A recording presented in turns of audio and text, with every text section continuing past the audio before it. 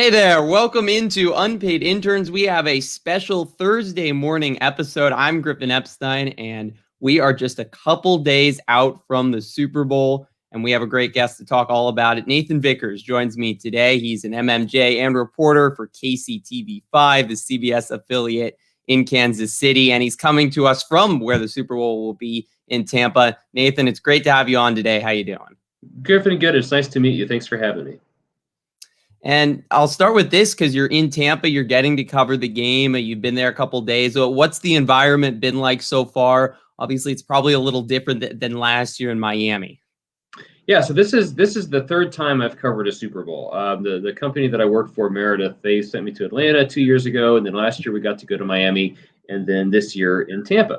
So the pandemic has really created a different environment and culture down here. We have really had to hunt for stories because there's not as much obvious like fan stuff going on.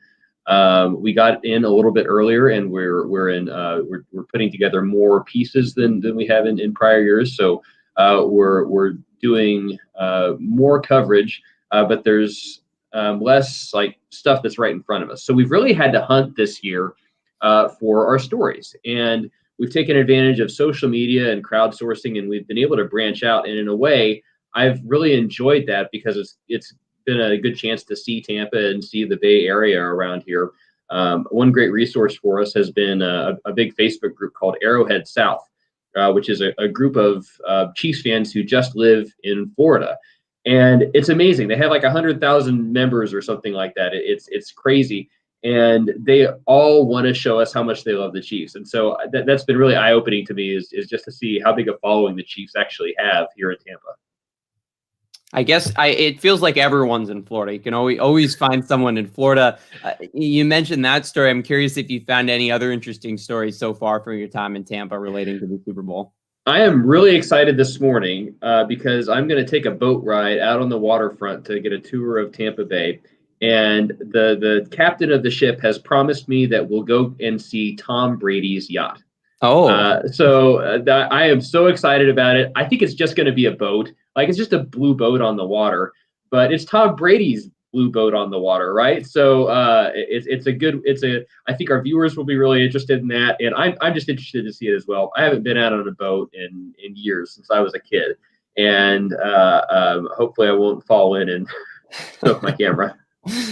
Well, that sounds like a fun experience, a fun story. You mentioned there's Kansas City fans from Florida. I'm curious. Obviously, the ticketing's different this year, limited capacity, and travel is often discouraged. Have you found there Chiefs fans that are traveling down to Tampa? What's kind of the expectation for who's going to be at the game on Sunday? So yesterday we started to see the first real arrivals of Chiefs fans. They're starting to trickle into downtown. The weather's getting nicer, and so they're coming out. Today, I think, is when you're really going to see them. So the mayor of Kansas City is actually flying in about an hour here, and they're going to meet him at the airport with like guys dressed in pirate hats and a whole shebang for Mayor Quentin Lucas from Kansas City. We're going to see the healthcare workers from Kansas City that got tickets starting to come in like tomorrow and Saturday. So it's just this progression that as we get closer to the game, we're seeing more and more people. We even talked to some people yesterday that like made the drive down, which we did too. But we had, a literal ton of camera equipment. That's an 18-hour drive. That's a long way. So I think it's going to take a lot of dedication, but Chiefs fans travel really well. And even though there's not going to be a lot of people with tickets, the people who have tickets are going to be very affluent people. But even the people without tickets, they just want to come down and be a part of everything that's going on. So even with not much else to do in Tampa, I mean, they're coming here thinking they're going to party. So I think we'll definitely see that here over the next few days. Now, I'm curious, obviously, you've been around Kansas City the last couple of years and been able to be around the city and Chiefs fans.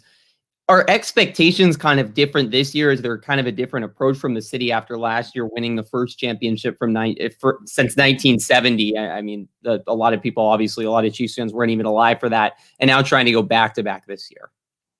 Yeah, I've been joking with my friends. I grew up a Chiefs fan. I grew up in Missouri, and I've been talking with people about how kids these days just don't know how good they have it because growing up, The Royals never won games, and the Chiefs, never really made it to the playoffs very far. And we just growing up through years and years of that. And now in Kansas City, you had back-to-back World Series a few years ago, and now you have back-to-back Super Bowl appearances after an AFC Championship run. So it's like I think people are really excited about this team because they've waited so long to have this experience that's not just a one-off success. And I think they really see a lot of hope and potential for Patrick Mahomes and the offense that the team has built around him. And I think people feel like the sky's just the limit. The motto in Kansas City, by the way, has been run it back. Everywhere you look, you see signs that say run it back, run it back. So that's kind of been the mentality, is that the entire season we've been waiting to get to this point for another chance at a Super Bowl. And I think that's incredible. It would certainly be remarkable. I'm curious specifically with last year's Super Bowl. It was also before the pandemic, so times were a little bit more normal. What was that experience like, being in the city, going to the Super Bowl, and knowing how important the Chiefs are to the city for them winning their first Super Bowl in thrilling fashion too? Yeah. Last year was great in Miami. It was hard to get around in the city, but we'd go to the beach and we'd find Chiefs fans. We'd go and stop for gas, and we would find Chiefs fans. There were watch parties and meetups throughout the week, and the day of the game, it was just amazing how Chiefs fans showed up. It was about 60-40 Chiefs fans to 49ers fans, and so many people who had talked about, like, there were people who remembered watching the Chiefs in their first Super Bowl, and there were people who had been season ticket holders for 20, 30 years, even longer. And it's just a really dedicated core following. And it's kind of sad that those same people might not be there this year. That because of the pricing and the availability of the tickets, it's just going to price a lot of people out. I think the other day tickets were going for like $12,000 for the cheap seats. So I think the trade-off is that this year we are going to see a lot more people kind of out and about, just enjoying the atmosphere. But who knows? But as for the experience last year, man, that was cool. I'm not going to get to be in the stadium this year. Last year, I got to sit in and watch the game from the press box, and I actually got in trouble at one point for cheering a little bit. There's this crusty old San Francisco reporter right next to me, and I just kind of clapped. I just kind of did like one of those. He's like, "You can't cheer from the press box. If you want to cheer, you got to buy a ticket." And then a former Chiefs player was doing some work for us. His name is Danon Hughes. He was a wide receiver. And he came up and he sat next to me, and we're watching the game. And he kind of, this just was one of those, like, the San Francisco reporter, you can't be clapping up in here. And of course, Danon is a former player. And so if anyone has earned the right to clap his hands, it was him. And he just gave him a dirty stare.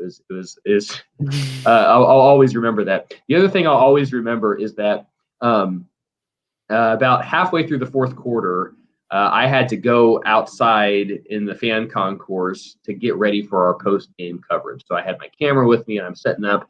And at that point, the Chiefs were still down like 20 points or however that was. And it was looking like we were going to lose.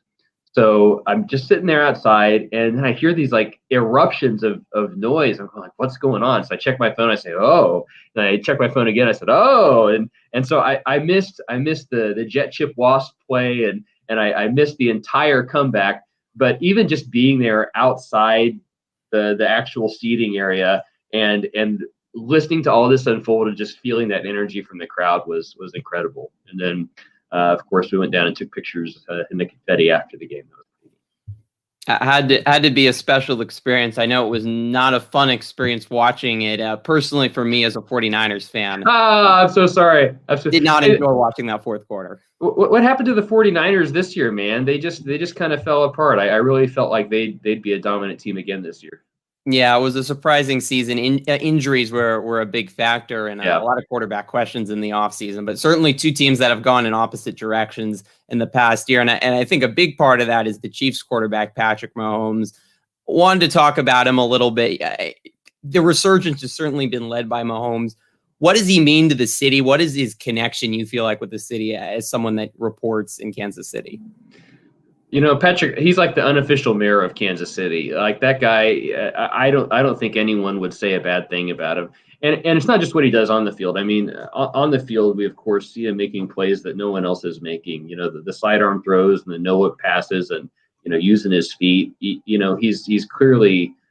I think he's kind of the Michael Jordan of football, if I'm being honest.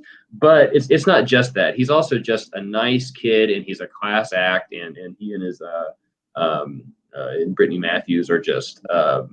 I think they're good for the city. I think they have at least indicated that they want to stay and be a part of the community. And she's about to give birth, and I think Kansas City has just welcomed them and just really embraced them.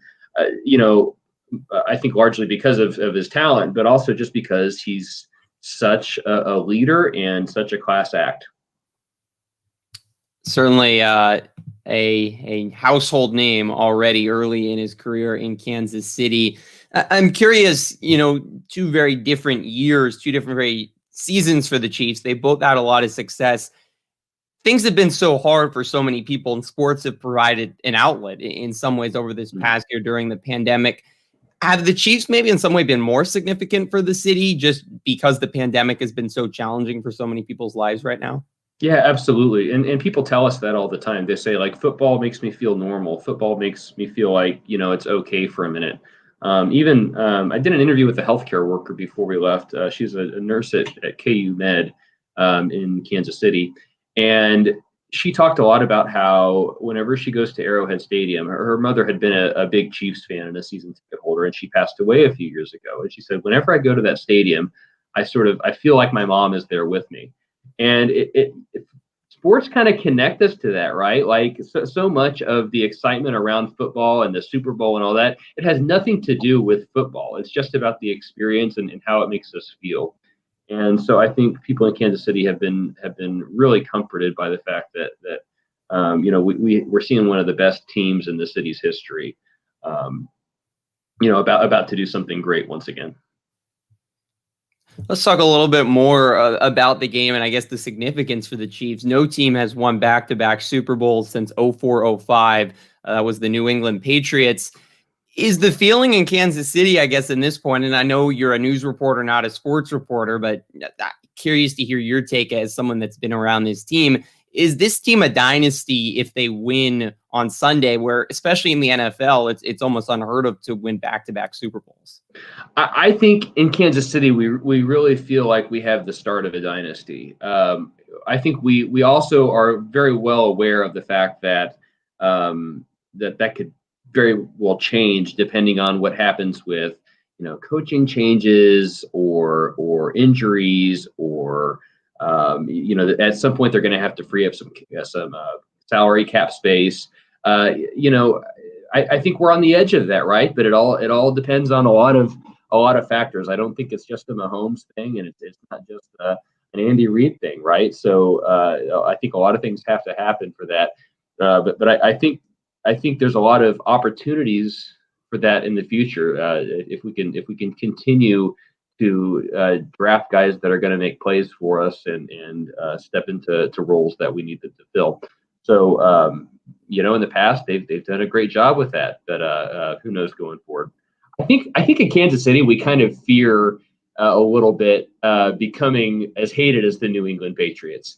Last year we kind of felt like we were America's team and everyone was pulling for us. Who wasn't a San Francisco fan. But I feel like this year we're starting to get a little taste of like what it's like when people are like, let someone else win. Luckily, Tom Brady's on the other side, so there's still kind of a villain. But I think personally, like, I want to win the Super Bowl every year, but I don't want to walk into a bar in Chicago or something wearing a Chiefs shirt that everyone's like, it's Chiefs guy. Yeah, they're all jerks. Those Midwesterners, they're the New England. Well, I have a hard time imagining that people in Kansas City are going to be deemed mean because as I know from someone that's moved to the Midwest, you cannot find nicer people than in the Midwest. Well, I like to say that the meek shall inherit the earth. So, well, I wanted to just ask a little bit about the Bucs. We haven't talked about them. Obviously, Tom Brady playing. The Bucs also the first Super Bowl team ever to play at home. Are those the two biggest concerns for Chiefs fans? What's kind of the biggest concern for Kansas City, which is certainly the pretty heavy favorite, I think, going into Sunday's game? Yeah, I think I think we're a little concerned about the home field advantage here. There's been a big debate. I don't actually know what came of that, whether to fire off the cannon out there at Raymond Yeah, I James. saw that. There's been a lot of talk about that, and but I think the Chiefs are good at winning on the road. Their fans travel really well. I think that the reduced capacity is going to be really weird and interesting to see because I'm not sure that any one fan base is going to have an overwhelming presence there. So I don't know that the location makes that big a difference. The team traveling on Saturday, I think, kind of makes a difference a little bit because they're getting in a little late. I think as a fan, my biggest concern is just whether you always wonder about us on the defensive side of the ball, right? Like on offense, we know we're going to score points. We know we can score points. The Buccaneers defense is very good, and they're great pass rushers. But I think Mahomes has shown that he's just as good a quarterback under pressure. And so you always wonder about the defensive side of the ball, especially with Tom Brady. So I think that the flip side of that is I'm just really excited to see this game. I mean, because I don't think there's any way that it's a blowout, none whatsoever. And even if one team's up by 20 points in the fourth quarter, both teams have shown that they can come back and just make plays from that. And so I think people are going to be making plays up until the last seconds of this game. And as much as I despise Tom Brady, like a part of me just kind of wants to see what he could do at 43 years of age. And so I'm just kind of in it for the drama and the excitement as much as anything. It has been a remarkable run for Tom Brady. We'll see if he can do it with another team. Before I let you go, Nathan, wanted to ask you a couple questions about your career. And first one relating a little bit to football and being a news reporter in Kansas City. You mentioned you grew up in Missouri. What's been the experience, I guess, kind of like just every Sunday where the Chiefs have been so good, a national story, and being around kind of charting their rise is going from a plunky underdog to now a team that if they win on Sunday, you said kind of create a dynasty. Yeah, absolutely. I've always really enjoyed covering football. I'm not a sports reporter. I'm a news reporter, but I played football in college at a little D2 school called Truman State University. And so I kind of get pegged for a lot of the sports assignments where they need someone else. So I covered the Chiefs back in the Alex Smith era when they were good and making the playoffs, but just unable to get past teams like the New England Patriots. And that was exciting. It was definitely a thrill, and I think there was a lot of fan support. But we kind of went into those games like knowing that the Chiefs might not win, and that we just didn't have that it factor to really be a Super Bowl contender. And it's different now. It's different now because we have a quarterback that can really make those plays, and he's got tremendous talent around him on offense. And I think fans just know that they're going to be in every game that we're playing. And I think that kind of changes the way you approach coverage and you approach planning, because it's no longer like you're not thinking as much about if they're going to win. You're thinking about when they win, what do we do? And what happens if they lose? So it's just a little bit of a different mindset. You're now working Kansas City major media market. You mentioned, I think you graduated from college about 10 years ago. How you seem like you've had great success in the industry really young in your career. What's that journey path been like for you, and how have you been able to, I guess, rise up the totem pole so quickly? So my first job was while I was in school, and it was at the ABC affiliate in Kirksville, Missouri. And I got the job as an unpaid intern, which is part of why I like your podcast. Because I had shown up one day after a football workout, and I hadn't shaved in like a week. I was still wearing sweatpants, and I just wanted to pick up like an internship form. And they said, "Oh, well, the news director's right back on here. Why don't you just come and meet her?" And so I just walked in, and we talked for a second, and I walked out of there with an internship for the summer. And that was my first job, and it was such a great experience because like day two, they basically just handed me a camera, and they were just like, "Go shoot this car crash now." So at that point, I didn't really have any interest in TV, other than I just needed something to do. I wanted to be a magazine writer, and so when I started running around with the camera and getting video, I just really fell in love with it. And then that internship helped me land another internship with The Late Show with David Letterman in New York, and that was tremendous exposure. I loved living in New York City, and that was kind of a high pressure environment, but we had a lot of fun, and I made some great friends, and I wanted to get back to New York so badly, and so I went and applied for graduate school at Columbia University in New York, and got in. And so I went through that program, and just, boy, talk about another eye-opening experience. I think it prepared me for a lot of what I'm doing this week, actually, because it was just sort of, you're being thrown into a new environment. You don't know a lot of people. You have to figure out your way around, and you have to deliver content. And so I think that really pushed me from the beginning to just really, hit it hard and get used to the long hours and get used to the high pressures. And I just haven't really stopped. My first job was in Springfield, Missouri. And then I worked in Branson for a while, working for the same station, but at a bureau. And then I've been in Kansas City for about 7 years now. And this is maybe the hardest job I've ever had, of anything I've done. But it's also been the most rewarding. And I've gotten some tremendous opportunities working in Kansas City, and just sticking around. And now I'm one of the older reporters on staff, if at 33 years old. And yet that has led to just making great connections and covering large events. And if you're watching this and you're a reporter who's starting out or wanting to work in broadcast, I also highly recommend the National Press Photographer Association, the NPPA, because that's such a tremendous industry group, and with some amazing learning opportunities. And I've just learned so much from watching people who are older and more established than I am, and going to some of those workshops and really learning some great tools that have helped me in my career. It really cool story and rise up the industry. Do you have any general advice, maybe for students still in college, or we have a media school here at Indiana, or starting off in the industry and kind of navigating the job search?